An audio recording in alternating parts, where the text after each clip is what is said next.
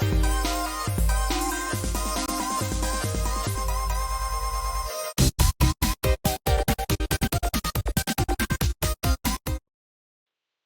everybody, and welcome to Comics from the Future. I'm Andy. I'm Matt. We're here with Infinity Flux Comics out of Chattanooga, Tennessee. This is our big show where we show you some of the biggest and best books that you can pre-order by this weekend. Your pre-orders are due Sunday at 6 o'clock, so you don't miss out on any of the comic goodness.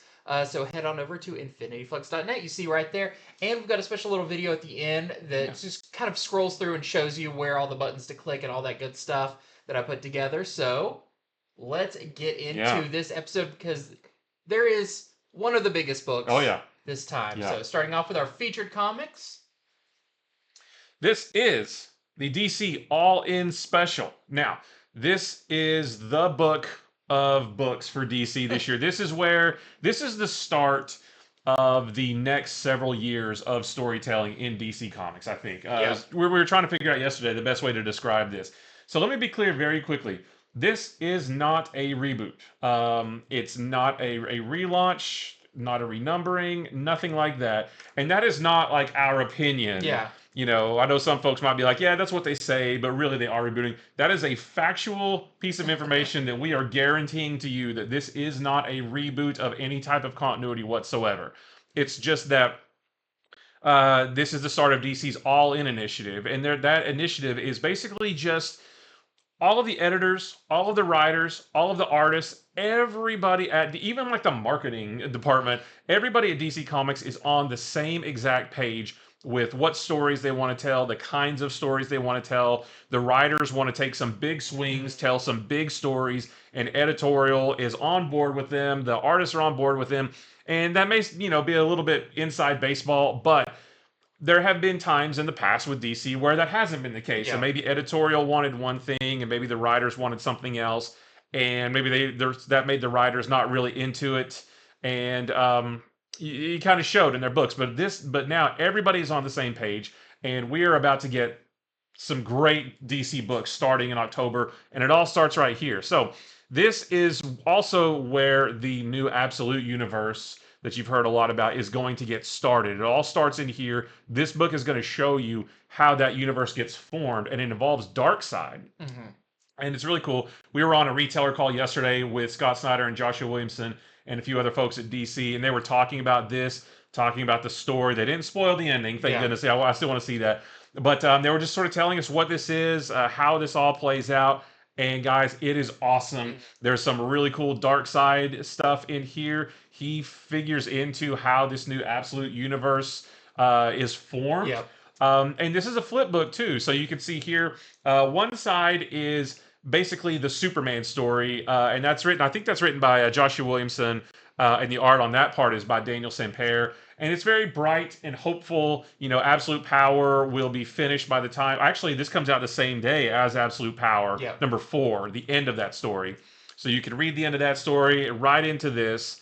And everything is hopeful again. Everything is bright. The Justice League is being reformed and that kind of thing. Then you flip the book over and you get Darkseid's story, and it's much darker. And like I said, that leads you into the beginning of this new Absolute Universe. You see what happens to Darkseid, how he's responsible for it, that kind of thing. And it involves another long-standing DC character that I won't spoil for you. But this is just the start of everything that's going to be going on in DC Comics for the next few years. It's not an event. There's no tie-ins, nothing like that. You can just pick this book up and read it. And then from there, you just read whatever other DC books you want to read. Yeah, the regular books are continuing. Yep. We'll be talking about the kind of all-in books a little bit later. Yeah. And that's just that all of the books DC does are going to be starting new storylines, not number ones or anything. Yeah. Just good jumping on points for those titles. But like you said, this is not an event book. Right. This is not a reboot where it has to tell you all this stuff. It's just like, hey, let's funnel everybody back into this one spot. Everyone gets on the same page, and then we branch back out again. Yeah. But we are getting the creation of this Absolute Universe in this. So this will be the start of that, but it's not replacing anything. This is in addition to Yeah. the regular DC books that you know and love. Yeah, so the new Absolute Universe, it's not like the new 52 where they Yeah. wiped out everything and started this new. The Absolute Universe is basically DC's version of Marvel's Ultimate Universe. You know, over at Marvel, you got your main Marvel books, you got your Ultimate Universe on the side. That's what this is. Your main DC books, your Absolute books on the side. And, you know, we saw some preview pages of some of the DC books. I think the next issue of Superman, which is on FOC a week or two from now, you guys aren't ready for some of the things we saw, and that it was so cool. So, you know, taking my retailer hat off, putting my 40-year comic fan hat on, I have not been this excited about something in a really, really long time. This is going to be awesome. We're going to get some great stuff out of DC starting in October and for the months and years to come. And all of it starts with this book right here. So hopefully you'll check it out because this is gonna be just some fantastic, action-packed, adventure-filled, great art comics, and it all starts with this one single issue right here. Yeah, one of the main things I want to say too is you're not buying into like, oh, I'm starting an event. Right. I'm gonna have to get so many tie-in books and everything. That's not this. The regular books you're already getting continue on Yeah. through this and everything. This is just a great like lens to see the future of the DC universe. So just add it to your regular pull and have a special book that's you know, kind of sets you up for what's to come. And I think they said that this is going to be our first look at the new Justice League. Yeah. We're getting a new Justice League book in November, written by Mark Waid, art by Dan Mora. And that's going to be awesome. And we get our first look at that in here, like the Justice League forms in this. So I am super excited for this. This is going to be awesome. And, you know, it's a flip book. You know, it's going to be really cool the way it's put together. So you can read them also in any order. Yeah, you don't have to read one and the other. You just pick whichever. I think I'm going to read the Dark Side story first because of something they said yesterday. Yeah. But that's not necessary. So yeah, I think this is going to be great. So we have some cool covers for this. This is our A cover. It's a wraparound, you can see, and that's why the logo is upside down, because you flip it vertically and read it. And they did say too that the Superman story and the Dark Side story, they eventually kind of meet in the middle. By the time you get to the middle of the book, which is the end of each story, you see how everything gels together. And they made this sound awesome. I was already sold on this, and they sold me again after the call yesterday. So this is going to be great. So our A cover, there is a Wes Craig variant. So Wes Craig, this is your artist who's doing the Dark Side story. That's what that's going to look like in there. And that's a wraparound as well. There's a Rafa Sandoval wraparound cover with Dark Side, and then Batman, Superman, and Wonder Woman. Looks really cool. And that's your new Watchtower, yeah, for the Justice League. There is a Daniel Sampere wrap. So this is the A cover, but in foil, which is going to be awesome. And then there is just a DC logo foil variant, and again, it's upside down here because it's a flip book. Yeah, so this is just your new old DC logo, DC Bullet logo, and this is going to be in foil too. I'm telling you guys, DC is about to go off in October with some great books, starting with this one. So on top of that, in addition to that, we also have Absolute Power number 4. This is the end of this story, this event that they've been telling for a while. And it's the final battle between Waller's forces and the Resistance fighters. And it does say, too, that Batman and Superman find themselves at bitter odds, which I haven't seen any indication of that so far in this story. So be interesting to see what that's all about. And Waller calls in reinforcements from the multiverse. We saw a hint of that. Yeah, I think it was in Absolute Power, Task Force 7, number 5, I think. Steve Trevor saw some other characters at the end of that book, and he's like, what are they doing here? Yeah. So that's really cool, too. So she's cheating a little bit, because she wouldn't let the heroes reach out to the multiverse, but she's doing so. So the end of this storyline, and this, like I said, read this first, then read the All-In special right after that, and then go from there with some other DC books we'll be talking about in a little bit. It's going to be great. So this is our A cover. We have a Simone Bianchi variant. There is a Gilliam March variant. That's really cool. There's a Mikkel Janin Villains variant, which is landscape. There's a John Timms Connecting variant. I believe this is going to be our last of these ones. There's a Yasmin Pucci Raised UV Foil variant. Ooh. And then there is a Juliet NECA Power Participation cardstock variant. Power Participation. Next up, Another big one, because DC's not the only one who has big stuff. We have Iron Man #1. So the previous run of Iron Man just ended not that long ago. It was a fantastic run, really heavily tied in with the X books, and I just thought it was a breath of fresh air for Iron Man as a character. So cool. And now we are getting a new one. So this is going to be by Spencer Ackerman and Julius Ota. And this sounds really interesting because what I do like is after one run or one creator ends, I want the next person to come in and take a big swing Yeah. a different direction. That's what we want. We don't want somebody trying to uh, play pretend and try to be like the last one. This sounds like they are taking a big swing. So Roxxon and AIM are teaming up in this to take on Stark Unlimited, and you see this is going to be called, the first big story arc is the Stark Roxxon War. We'll have to see what that actually means and what it looks like in the book. But in this, we're going to get a more brutal Tony Stark who is ready to go to war with an all-new armor.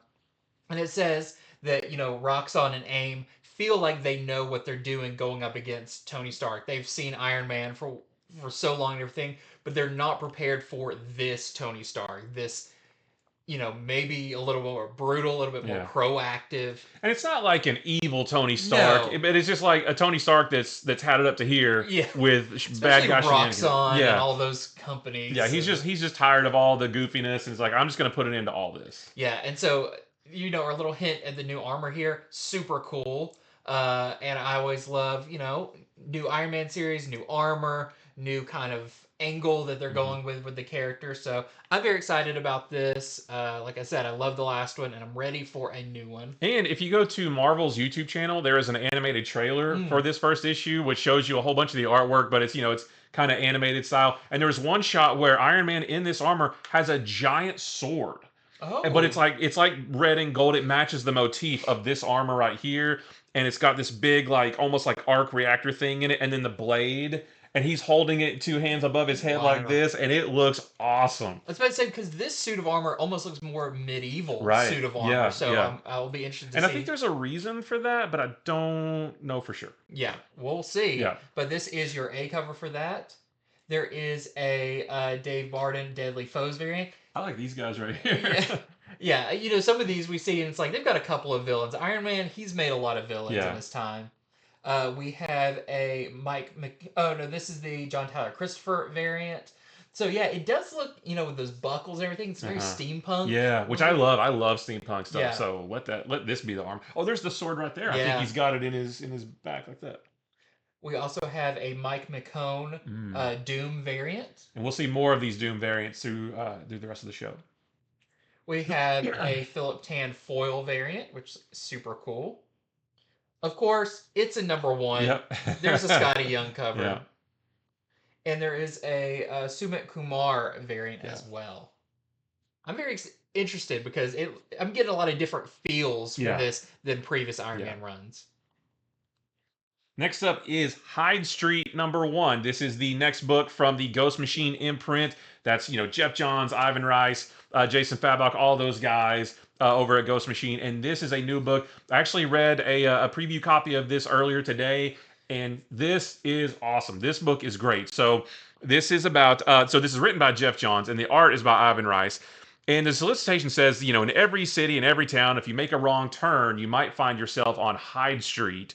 And, you should be careful who you talk to because the consequences make death itself seem like the easy way out.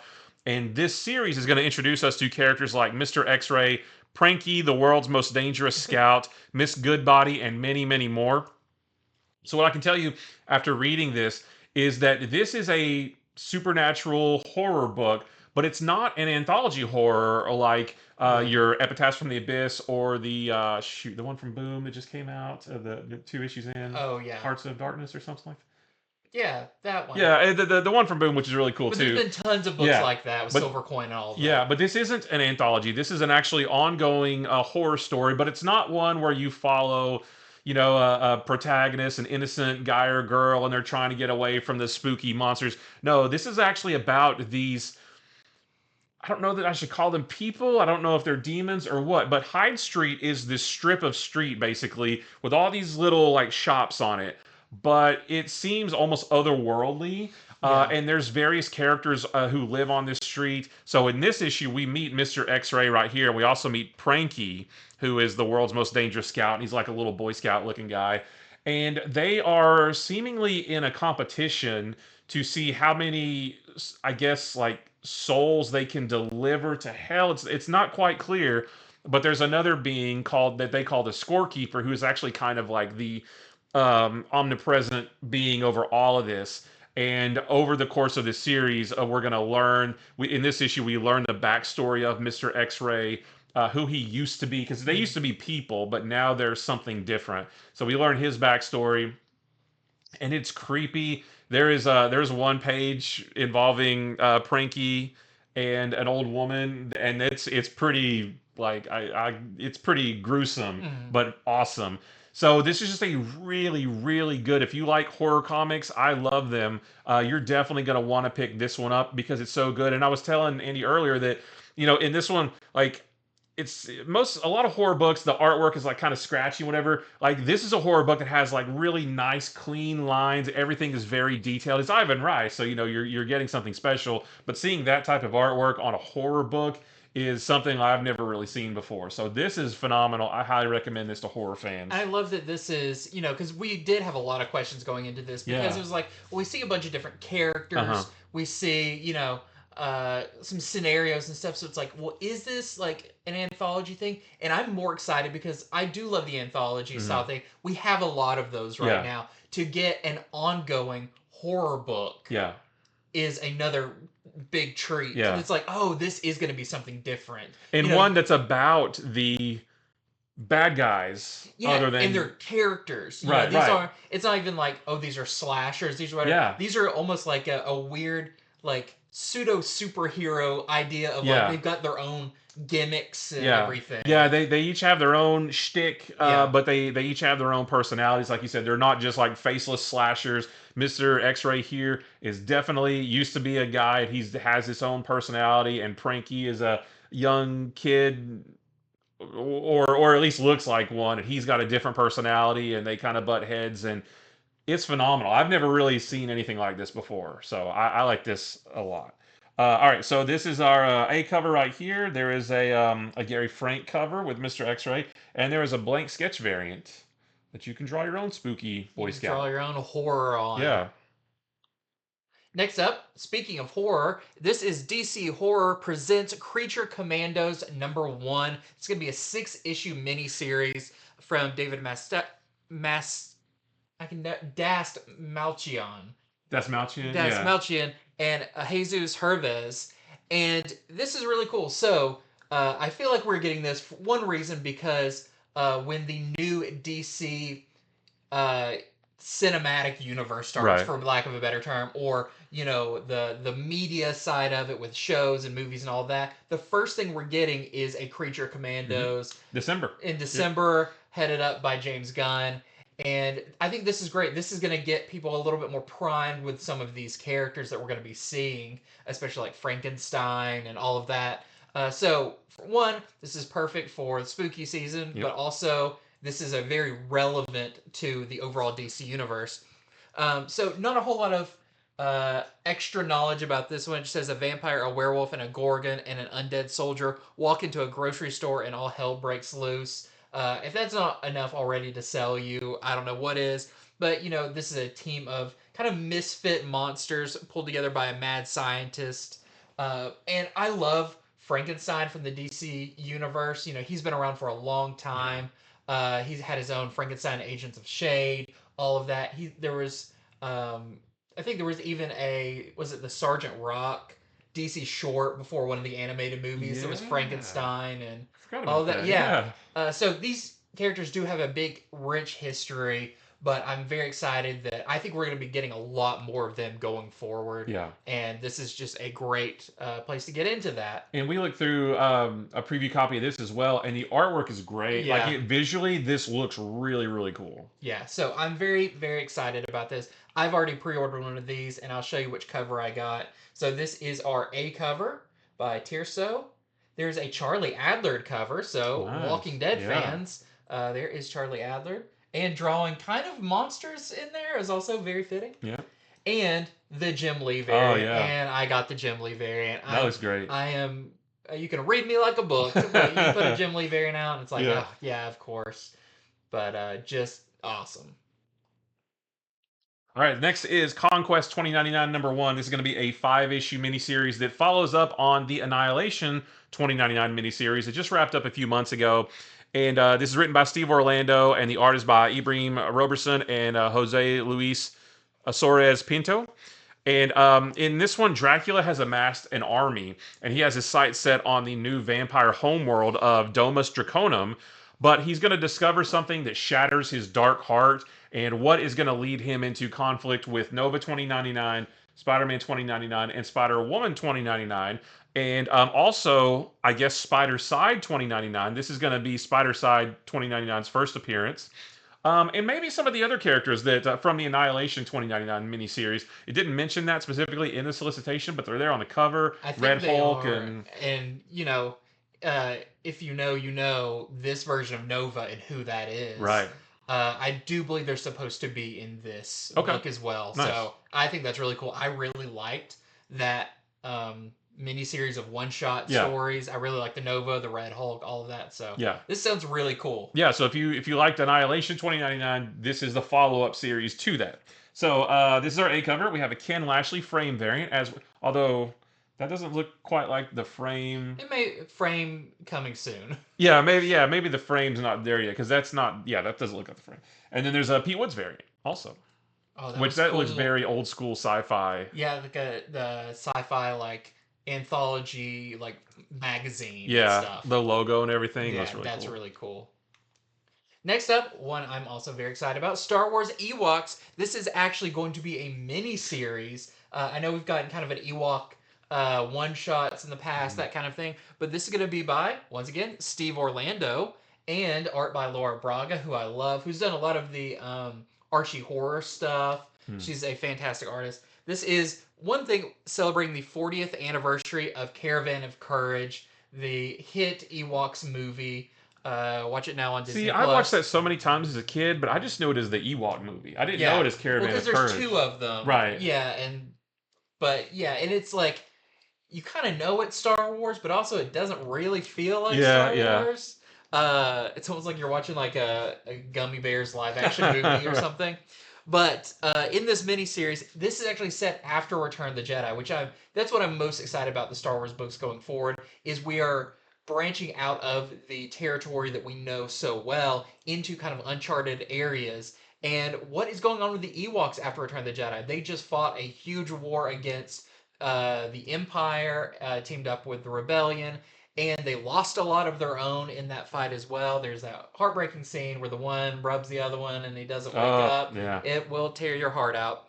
But now there are Imperial bounty hunters arriving at Endor looking for a secret cache of weapons that they've stored there. But are they prepared for these new kind of battle-hardened Ewoks that, I mean, you can see there's probably a head still inside of that Stormtrooper helmet.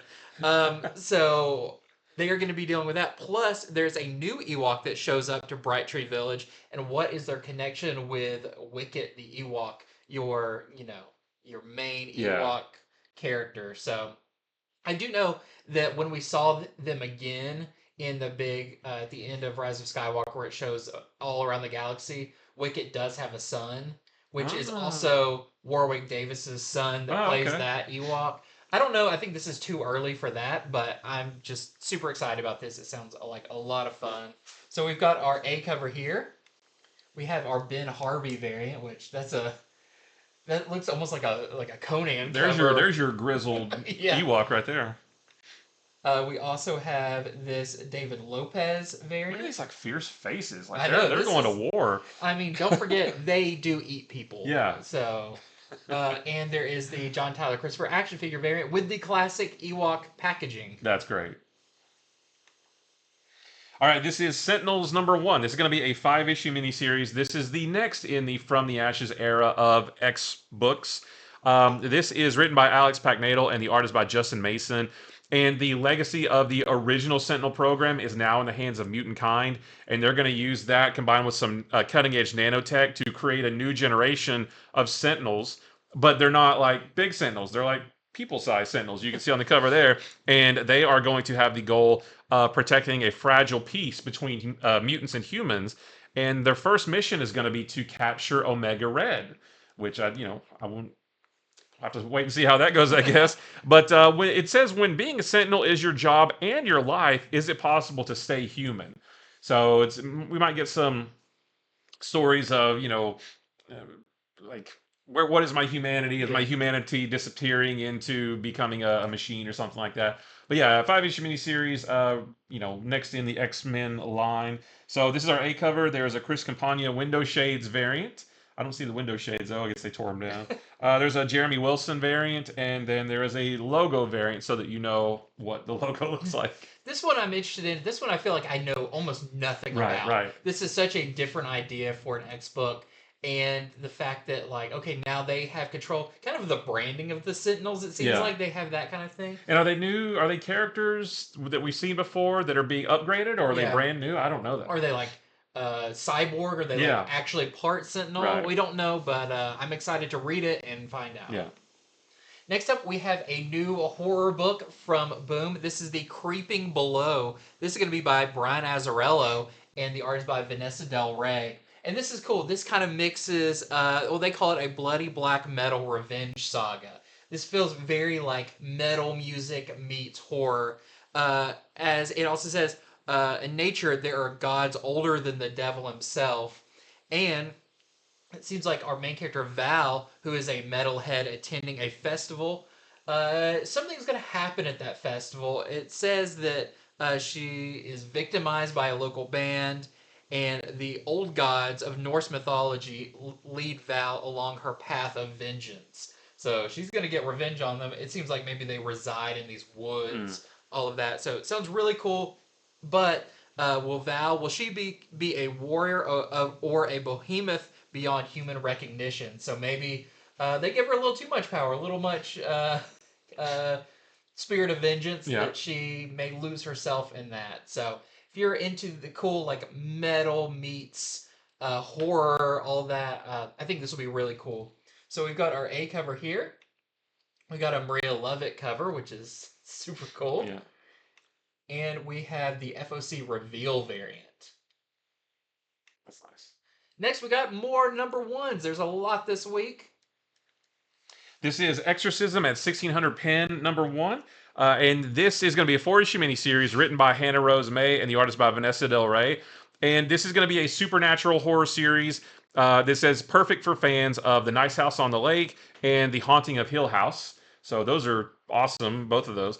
It's about a woman named Kelly Doyle. She has just been elected the first woman president of the United States.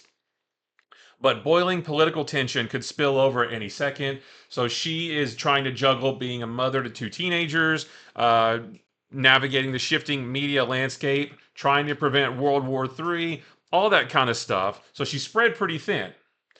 But she could never have predicted that the nation's hallowed halls would soon become a demonic battleground for good versus evil. So she's trying to take on motherly duties, presidential duties. All the while, there is a battle of good and evil, heaven and hell going on in the White House, I guess. So yeah, this is definitely going to be a very interesting spooky book, and this is coming out just like all the spooky books we're talking about. This is coming out in October, middle of October, right in the middle of spooky season. So this is going to be another great one.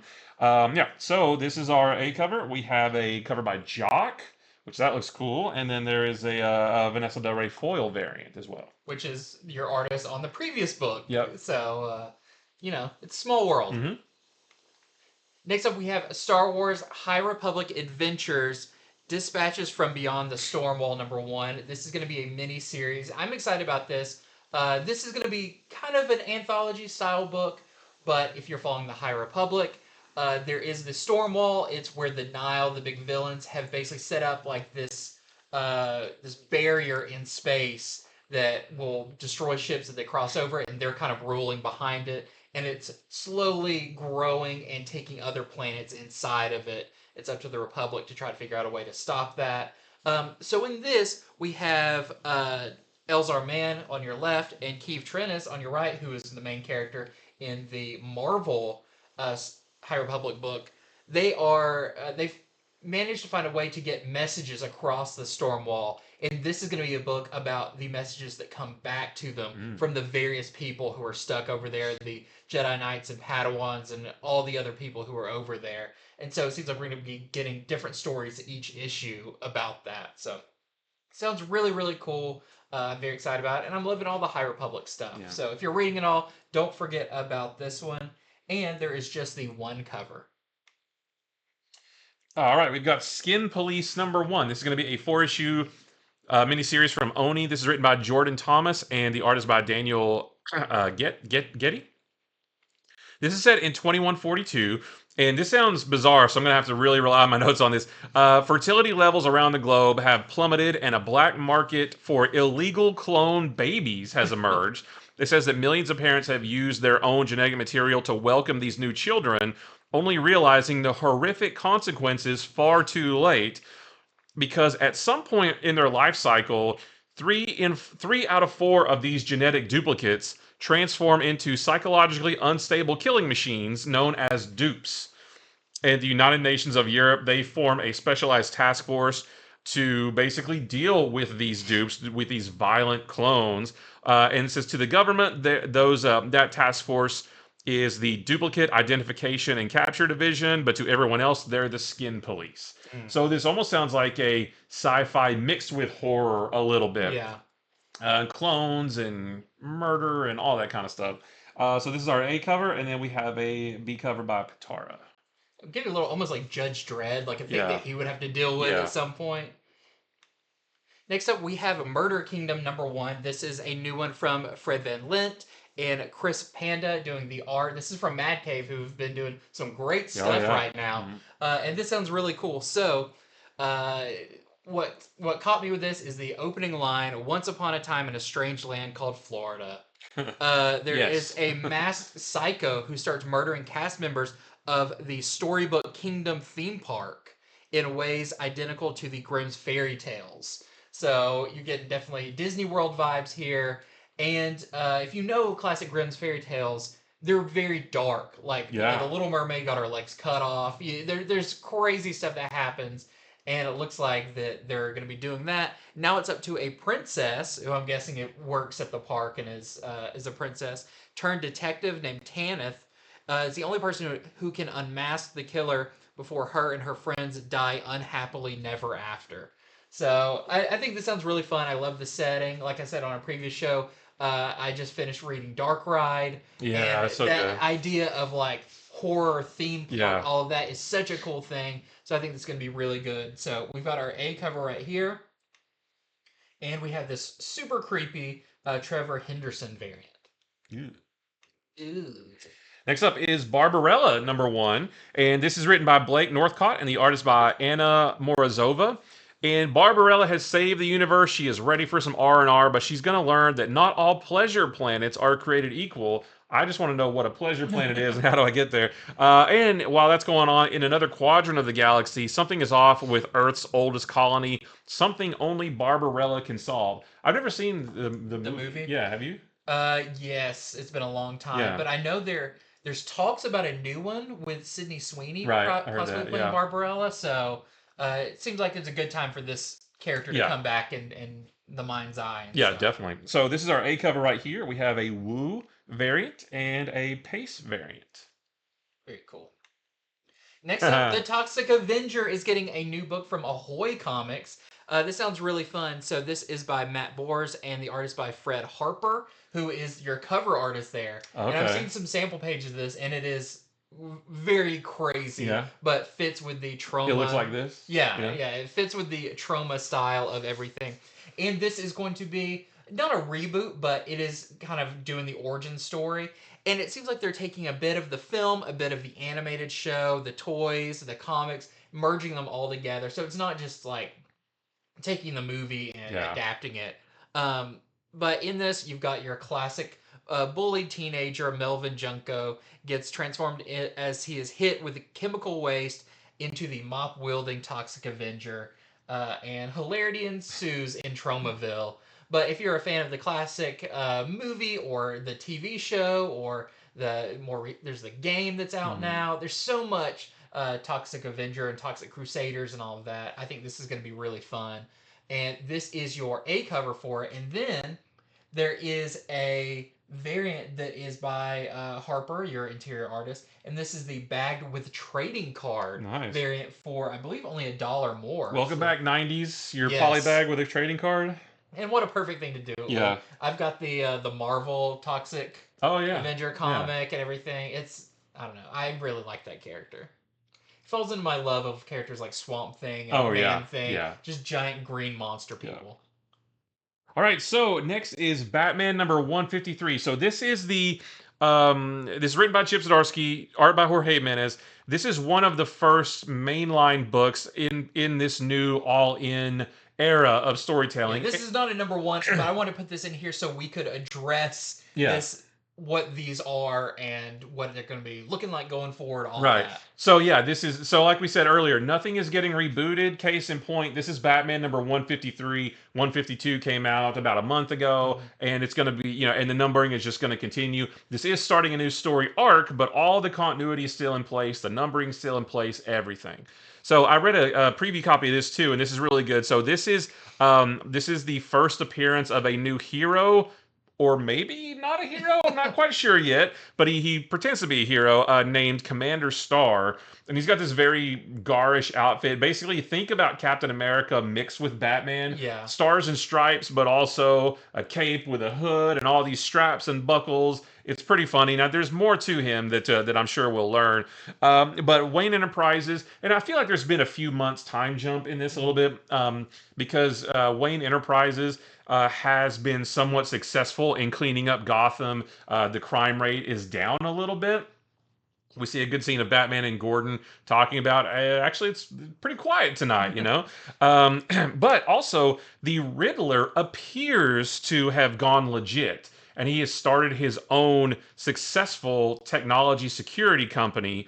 But it seems like he might be playing at something else. He doesn't really do anything nefarious in this. It does look like he has gone legit, but there's something else there that you'll see when you read it.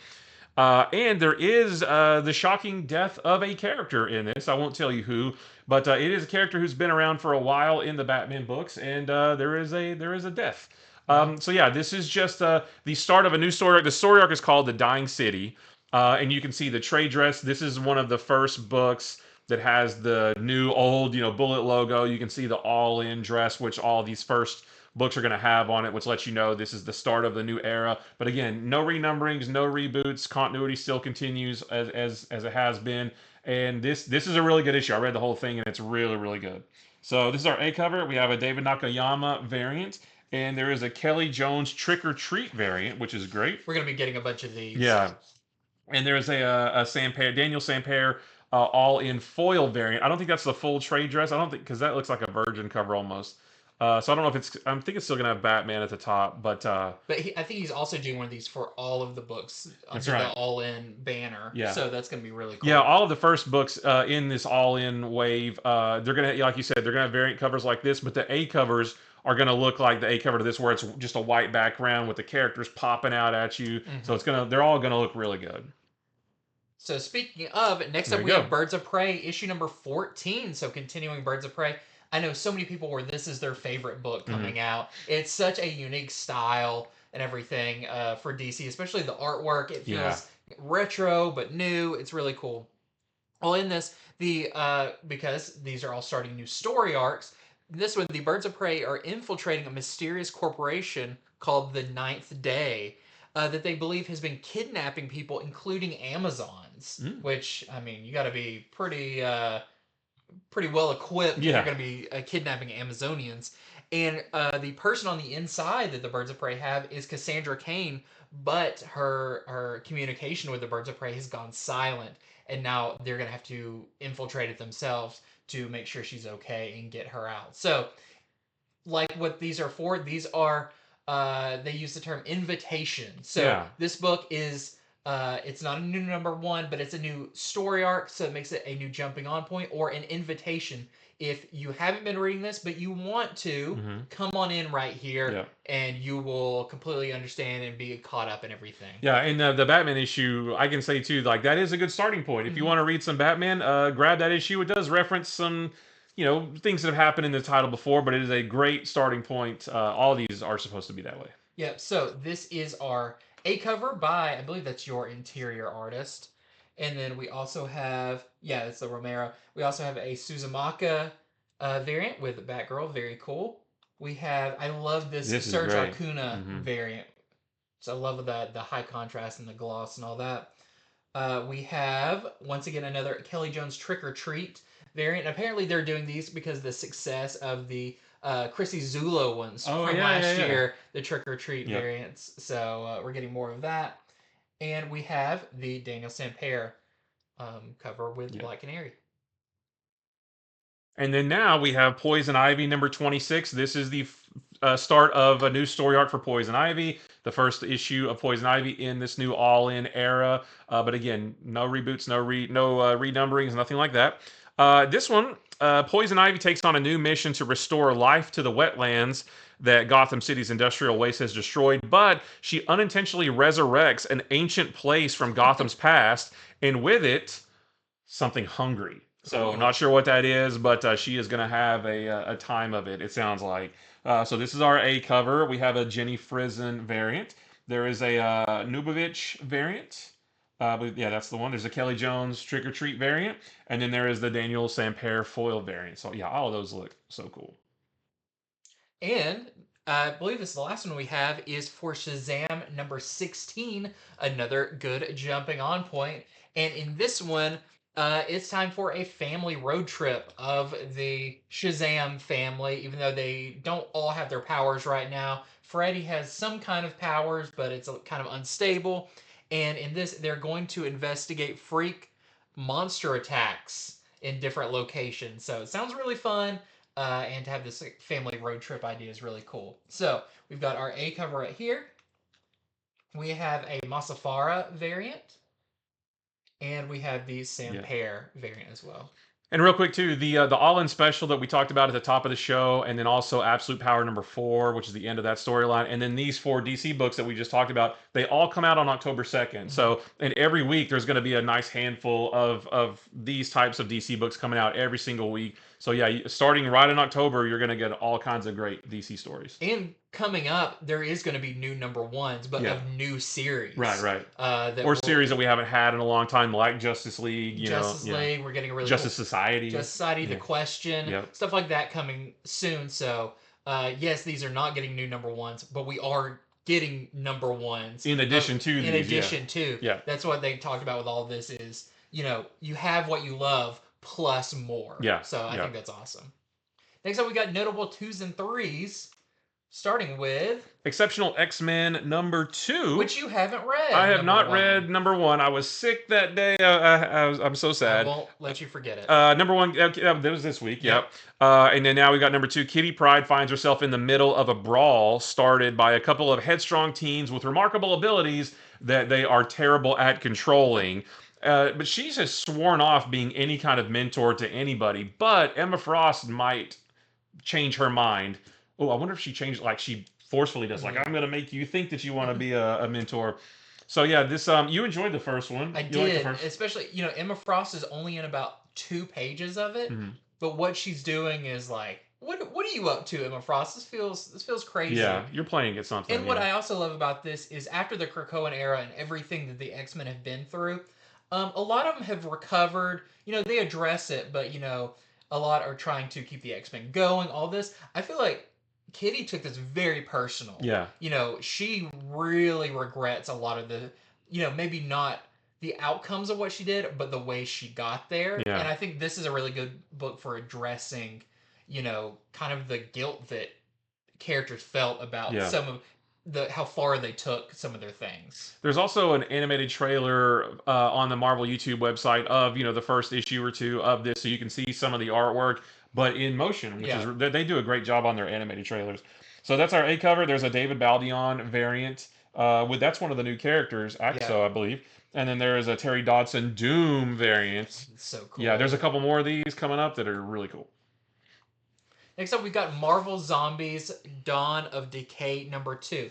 Now, so I read #1 of this Right? week Yeah. for the show, and what I thought was really interesting. So I read this and I was like, that was good, but for a Marvel Zombies book, it feels very tame. Mhm. Well, this is actually an all ages book. Now, I do think it's like, not like for 4-year-olds, but for like 11, 12, 13. Accessible Accessible for because preteens. traditional Marvel Zombies, I would say, are pretty mature books. Even for Marvel, they go pretty far.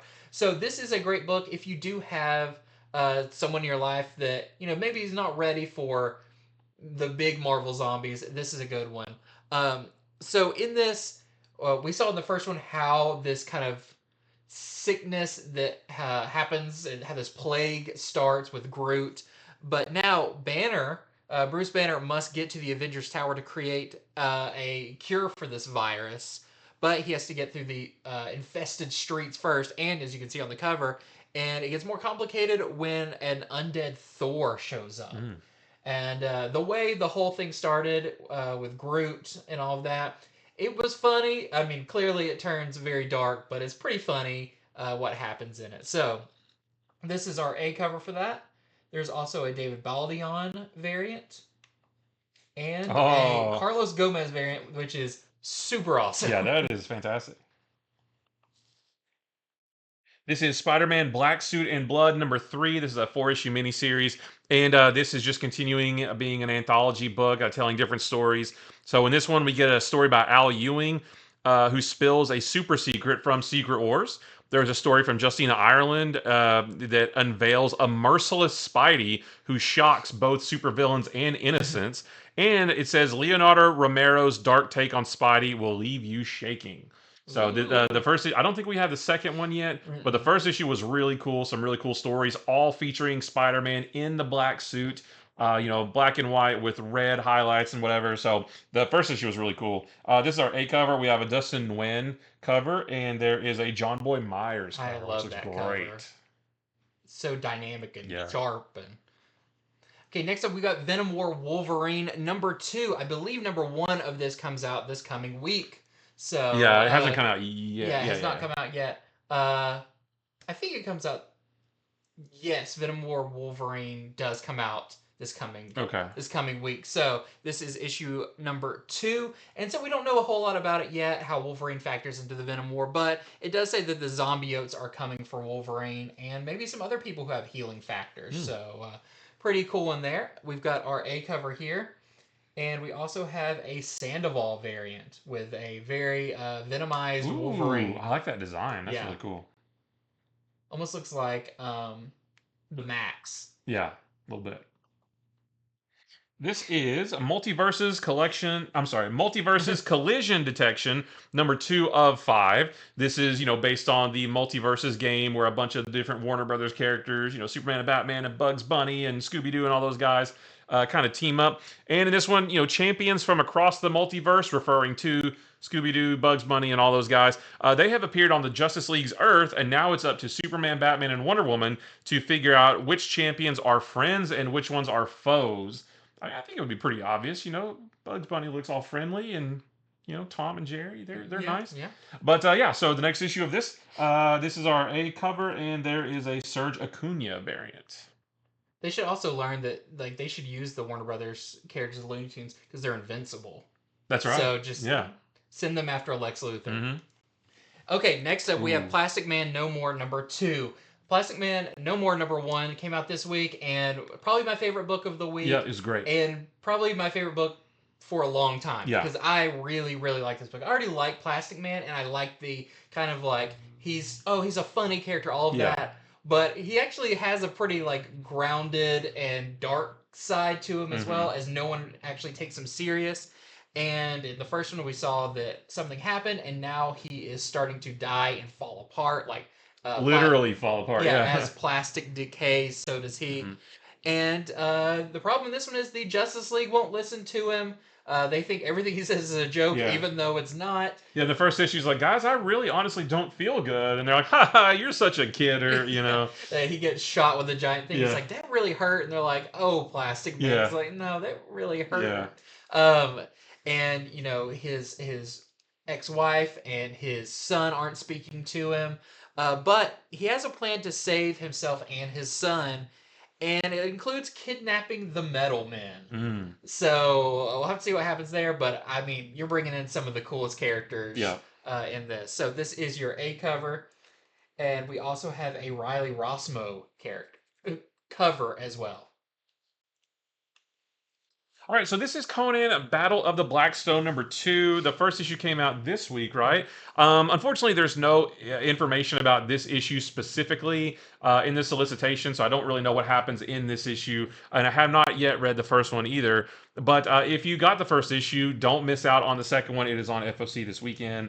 But this is the storyline that kind of like sort of brings a lot of these characters together, like Solomon Kane and who's some of the other ones?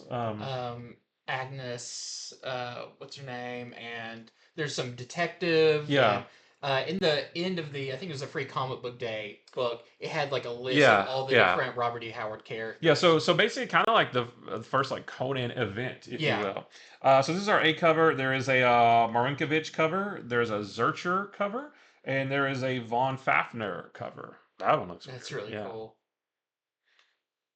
Okay, next up we have Star Wars High Republic Adventures Echoes of Fear #2. And this is another somewhat kind of anthology style book, as we have two Jedi Padawans who are trying to find um, some information about how to stop the Nile and all of that. They've gone to the Jedi archives and the library, and they're checking out different holocrons with stories in them. The first one we got about a new Dark Lord Sith, and in this one we're going to be learning about Master Barnabas and Padawan Vix Phonic and their journeys from way in the past. So just continuing with this really fun series. I really like #1 and continue with the #2. We have we have Duck and Cover #2. This is from Scott Snyder and Raphael Albuquerque. #1 came out I think a couple weeks ago. This week. Was it this week? Yep. Oh yeah. This week. Well, shoot, I missed so much being out one day. So yeah, I haven't read the first issue yet, but this one says that the survivors of last issue, I guess there were some survivors, they venture through their town looking for a beacon of hope, but some beacons are meant to be heard instead of seen. So I'm not really sure how that Is applies to that the a story. mime on the cover? Maybe, but you don't hear mimes. Yeah. Did you read the first one for the show? I did not get a No. chance to read it. No. So yeah, the first issue looks really cool though, and can't wait to check that out. And this is our A cover. Yeah, and there's a foil version of this cover Okay, as cool. well. Next up, we've got Teenage Mutant Ninja Turtles #3. #2 comes out next week, finally. Yeah. Been waiting for that. And I think the one next week is about Michelangelo. This one is about Leonardo. Nice. And this is where each of them are different artists taking on. This one is going to be Cliff Chiang doing the art. I love Cliff Chiang back from his Wonder Woman, his New 52 Wonder Woman. And this one sounds really interesting. So after the Turtles have split, they've gone their different directions, they've left New York, Leonardo travels the world looking for peace. And on the banks of the Ganges, he has found a turtle colony that shows him a simpler way to be. But even they have their foes, and it's going to be up to Leo to defend his new friends. So I don't know if they're like turtle people, or they're just like, he's just like, oh, those little turtles down there. Yeah. I'm going to just sit by them and learn from them. I think that'd be great. But I'm looking forward to this one, as I am all the new Ninja Turtle stuff. So this is our A cover by Raphael Albuquerque. We have our Cliff Chiang variant. I like this look for him with the robes and the hood.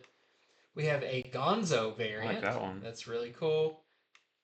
And another Cliff Chiang, which his style makes him look very like almost the animated show. Right. Like the really solid Yeah, I like lines. that one. We have EC's Cruel Universe #3. This is just an anthology sci-fi book done in the style of the old EC sci-fi books. No information about the stories. We do know there's going to be 3 of them. One from Cullen Bunn and David Rubin. There's another from Jay Holtham and Kano, and another one from Zach Thompson and Dan McDade. Don't know what the stories are about, but the first 2 issues have been awesome. Some cool anthology stories, and I'm sure this one will be the same. This is our A cover by Greg Smallwood, and there's a Dave Johnson cover. Whew. Yeah. There's so much to unpack there. Some giant That's arrows. a giant head. Or maybe they're tiny people. You never know. Next up, we got cool covers, starting with Amazing Spider-Man. This is going to be Amazing Spider-Man number 59, as we are getting close to the conclusion of Zeb Wells' run on the title. And in this one, it just talks about the fight continues between Spider-Man and Tombstone. Mhm. Apparently, it's going to be a over-the-top fight drawn by John Romita Jr. And this is our Carmen Carnero variant, which is your artist on Exceptional X-Men. Right. Yep. And we also have the Disney cover for this one, which is another great homage. Do not be confused when you see this. This is Amazing Spider-Man, Yeah. not X-Men. Well, we have Ultimates number 5. Ultimates number 4 came out this week, and it was really, really good. And this one sounds really cool too, because this is the first appearance of this universe's version of Hawkeye, a wildly different character than Clint Barton over in 616.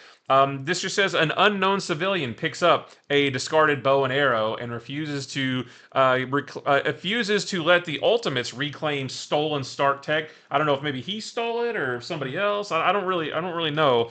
But wasn't Hawkeye? Wasn't he a thief originally? Originally, yeah, he was a criminal at the beginning. And then Captain America tries to settle the dispute, which leads to a brawl of arrows versus shields. So I guess we're going to have our new Hawkeye here go up against Captain America. But all of the artwork and preview artwork of this version of Hawkeye looks awesome. I can't wait to see him in action. So yeah, first appearance here. This is our A cover. We have a Jeff Shaw cover, which you can see the Ultimates team growing with She-Hulk and the new Hawkeye. And there is an Inhyuk Lee variant as well. That is a fantastic look at your new Hawkeye. Yeah, that's really cool. Yeah. Next up, we've got Phoenix number 4. I'm so excited about this. This is one of my favorite books coming out from Marvel, and we've only gotten 2 issues so far. Yeah. But it's so much fun. And in this one, Gore the God Butcher returns. Nice. But this time he has his sights set on Phoenix. And Captain Marvel comes to call in this one as well. I love we're getting the Marvel sci-fi space characters in this. And, seeing Phoenix go up against characters that are like, that's a Thor villain and everything. Right. That's so cool. So this is actually your A cover, which is beautiful. We have a Francesco Manna Doom variant with her Dark Phoenix. Yeah, that was great. And a Darbo variant as well. You can't draw Phoenix wrong. Right. I guess you could. You could, but it'd be hard. Well, this is Fantastic Four number 26. And this one, Reed and Johnny are home alone looking after the farmhouse while everybody else is away. And Reed develops a magic detector that goes haywire when pointed at a specific spot in their basement. And Johnny being Johnny, he convinces Reed that they should dig it up. They should dig up and see why this thing is doing what it's doing. But things quickly spiral out of control. And it's interesting, too, because the Fantastic Four... Well, the previous issue of Fantastic Four, the last couple that tied into Blood Hunt, Reed Richards was really talking about, I really don't understand magic. I am all about science, but magic is outside of my area of expertise. So I wonder if that is what leads him to build this machine. But we wanted to show you, this is my favorite of the Doom variants. This is Ben Harvey, and I want to read this story, right? And then there is a Galloway Saturday Morning variant also. Which I'd also read that story, too. for sure. Next up, we have X-Force number 4. This is going to be exciting because in this issue, the X-Force is going to encounter Man-Thing. Man-Thing strikes as the nexus of all realities is at stake. But is he going to be friend or foe to them? We'll have to see. But here we have the Clayton Crane variant with Tank. And we also have our Juan Ferreira variant as well. You see Man-Thing there. Here we have Venom number 38, just continuing the tie-in to the Venom War storyline. This issue, the last issue too, features Old Man Dylan Brock coming back from the past, and he's taking a trip through time to find some components that he's going to build a weapon that's going to let current Dylan Brock win the Venom War, I guess, or save the future is what I meant to say. And in this one, Old Man Dylan's quest through time takes him to the realm of Chthon. So, a little science and supernatural mixing it up there. And this is the Gabriel Delato Doom variant. That one also, I would also read that story. That's the Delato. Oh, that's the Delato variant. I'm sorry. Yeah, the... Magno. Yeah, the Magno Doom variant, and that's the Delato variant. Sorry about that. Got my notes mixed up. Next up, we got graphic novels and more. Starting off with Mm. another installment of the new DC Finest books and telling stories that are pretty hard to get or not a lot of people have read. And I'm very excited about this one. This is DC's Finest, Justice League of America, The Bridge Between Earths. So this is going to have stories with Gardner Fox and Dennis O'Neil and more. And in this, this is when the bridge between the two worlds gets blurred. You've got your Justice League of America and your Justice Society of America going head to head. So this is going to be really, really Yeah. great. And this is going to also be $39.99, which I think is kind of a consistent price for Yeah, for most these of DC these. Fine. This is DC's version of the Marvel Epic collections, Yep. and they're doing a bunch of these. Well, here we have the Black Panther by Reginald Hudlin Omnibus. This is going to be $150, and this I think is going to be physically huge because this collects the Black Panther series from 2005, numbers 1 through 41. Ooh. And a whole bunch of other stuff too. Too much stuff for me to type out, but there's at least 50 issues collected in this of various that one run and then some other ones too. There's got to be at least 50 issues in here. Just another cool era of Black Panther. This is the It's Alan is this Davis. this is the direct market, yeah, the Alan Davis direct market variant, which is only available at comic stores like ours. And then there is the John Romita Jr. I think wasn't that the cover to number 1 Yeah. of this run? And this is the standard edition variant which you'll be able to find in bookstores everywhere. I remember seeing that they did a motion comic Yeah, of this. yeah. I remember watching And he that a fought long time Captain ago. America like back in the 40s, or wasn't that T'Chaka he fought? Something like Yeah, that. that was really cool. Next up, we've got Spider Girl. This is one of your modern era epic collections, which I love they're doing because that's a lot of stuff that also wasn't really collected in a great way. And this subtitle is Keeping the Faith. This is by Tom DeFalco with art by Pat Olive. And in this, Spider Girl faces a new Doc Ock, an old man wolf, and Mayday Parker. You know, your Spider Girl dons the black suit as you see on the cover. So this is going to collect Spider Girl from 1998, issue 68 through 84. Nice. So very, very cool. And stuff that probably not a lot of people have read, modern readers. Yeah. And this is going to be $44.99. Well, here we have the Savage Dragon Ultimate Collection hardcover volume 3. It's been a while since we've had volume 2. I was getting worried maybe they weren't going to make these, but I got the first two. You got the first two. Yeah. They look great. This is going to be $39.99 and collect Savage Dragon number 22 through 35.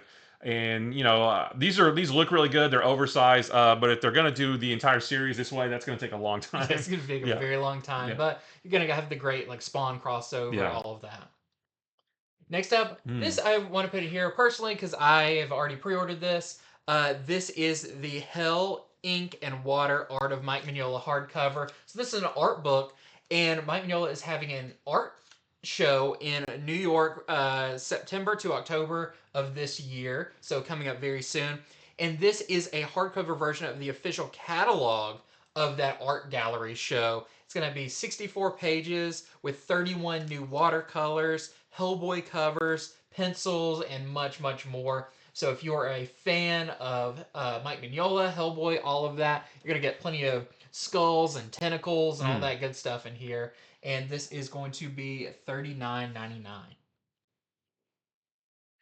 And here we have the Exceptional X-Men #1 second printing. So like we said, the first issue came out this week, but there's already a second printing coming. So if you missed it like I did and you can't find it anywhere, grab the second printing this weekend. Also, all these second printings are the connecting of that original Ryan Stegman piece, so that's really cool.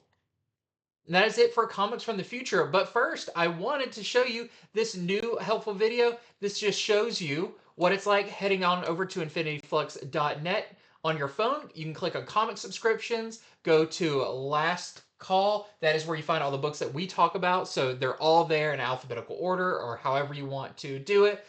Or you can search. So here I'm searching for the DC All In special. It comes up right there. And you scroll down, find what cover you like. You can read about it. And it's super easy just to click on the button right there, and you pre-order it. It is that easy. It is that easy. But your key to that is comic subscriptions. That link is going to take you to the pre-order stuff because there's a whole other. The main section of the website is for ordering stuff that's out right now out there in the store.